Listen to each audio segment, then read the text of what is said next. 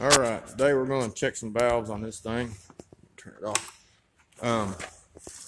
This is my buddy's four-wheeler and it's not quite running right. I did hear a little tapping inside there, so one may be a little loose, the other may be a little tight. We're fixing to find out.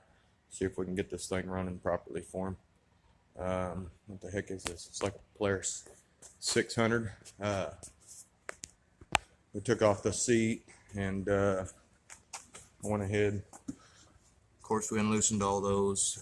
There's a panel here you can actually manipulate and it'll slide right through that. Took off the water hose here.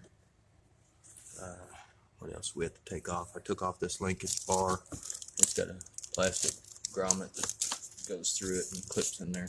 There's a washer on there, so don't lose that. Had to pull off this oil line there. We're going to pull this valve cover off, and I hope I can get it out from underneath there. But anyway, so we'll see what the valves are doing and go from there. Well, apparently that ain't coming out. I'm going to have to take this piece off. There must be some type of there's a rod that goes in there and hits something. Maybe the cam chain or something, I don't know.